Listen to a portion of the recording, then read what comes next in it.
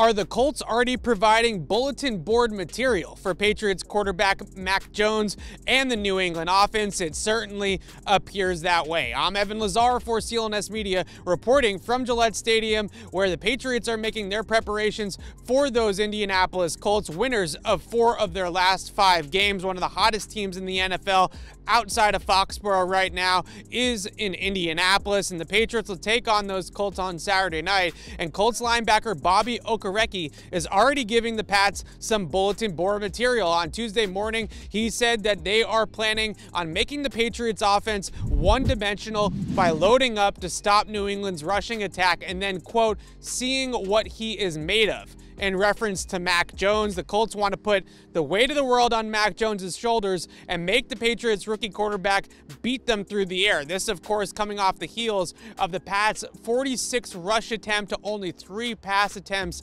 performance against the Buffalo Bills a couple of Monday nights ago, when the Pats upset Buffalo 14-10 in that windstorm in Western New York. And the Colts weren't all that impressed with the Patriots' trust or ability to throw the ball in that game, and think if they make the Patriots one-dimensional and force the ball into Mac Jones' hands, that they'll have a pretty good chance of beating the Patriots on Saturday night. And my message to Okereke and the rest of the Colts coaching staff and defense: be careful what you wish for, especially if you're going to play your bread and butter zone coverage. And the Colts play zone on nearly 70% of their defensive snaps. And right now, Mac Jones, 10th in the league in total EPA against zone, and also averaging 7.8 yards per attempt against zone coverage in his rookie season. Offensive coordinator Josh McDaniels, notoriously known for being a zone buster, flooding zones down the field, creating shot plays by putting multiple receivers into one zone and flooding those zone coverages,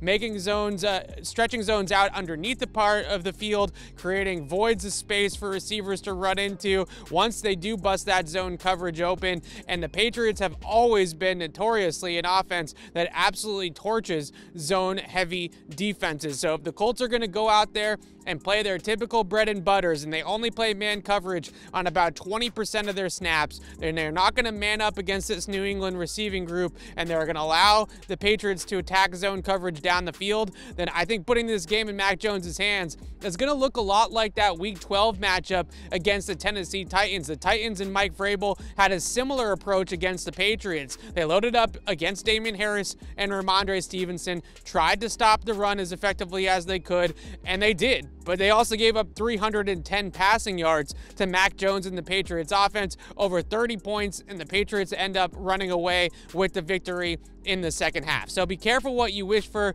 Bobby Okereke and the Colts defense. If you put this game in Mac Jones' hands, you play zone coverage in the back end in that secondary, the Patriots are going to have a lot of holes, and they're going to know how to exploit them. You can check out the rest of our Patriots Indianapolis Colts preview coverage on Patriots Press Pass and on CLNSmedia.com all week long, and we will be there in Indianapolis on Saturday night as the Patriots take on the Indianapolis Colts. So keep it right here on CLNS Media for all your Patriots coverage.